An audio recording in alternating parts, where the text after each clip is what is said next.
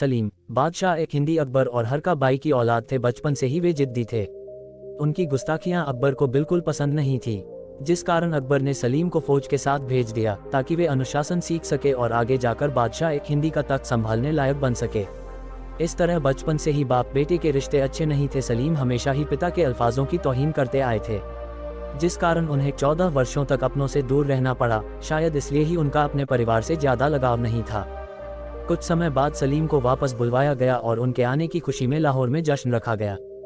इस जश्न में मुजरा एक प्रकार की नृत्य कला होना था, जिसके लिए नादिरा को बुलाया गया। नादिरा एक कनीज अर्थात नाचने वाली थी, जिसका हुस्न देखते ही बनता था। उसकी खूबसूरती से किसी की निगाहें हटती नहीं थी। नादिरा का हुस्न जितना खूबसूरत था, उतना ही खूबसूरत उनका नृत्य था।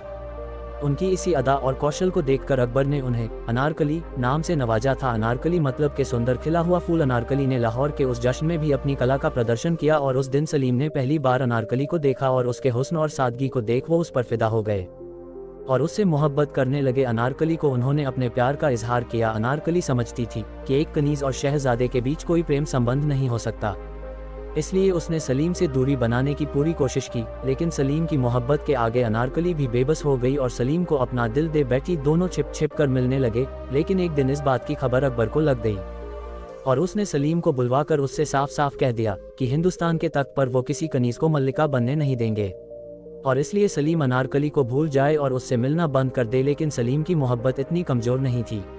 उसने बादशाह ए हिंदी के खिलाफ बगावत कर दी। अकबर ने भी अनारकली को सजाए मौत देने का ऐलान कर दिया था, जिसके लिए उसे चारों तरफ ढूंढा जा रहा था। लेकिन सलीम के वफादार ने अनारकली को लाहौर से दूर कहीं छिपा दिया था।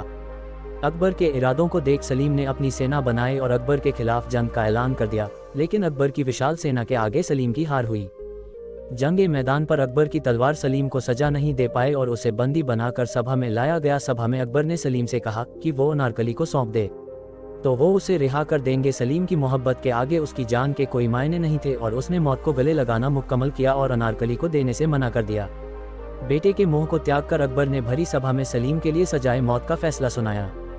दूसरी तरफ जब ये बात अनारकली को पता चली तो उसने खुद को अकबर को सौंप दिया और सलीम को आज़ाद करने को कहा। तब अकबर ने अनारकली को सजाए मौत के रूप में जिंदा दीवार में चुनवा देने की दर्दनाक सजा सुनाई और उससे उसकी आखिरी ख्वाहिश पूछी। अनारकली ने कहा कि वो एक रात मालिका ए हिंदुस्तान बनकर सलीम के साथ गुजारना चाहती हैं, क्योंकि सलीम ने उन्हें वादा किया था कि वो उसे मालिका ए हिंदुस्तान बनाएंगे और वो सलीम के उस वादे को मरने के पहले पूरा करना चाहती हैं। अकबर उसकी आखिरी इच्छा पूरी करता है और कहता है कि वो सलीम को बेहोश करके सुबह सैनिकों के साथ वहां से निकल जाए। अनारकली ऐसा ही करती हैं।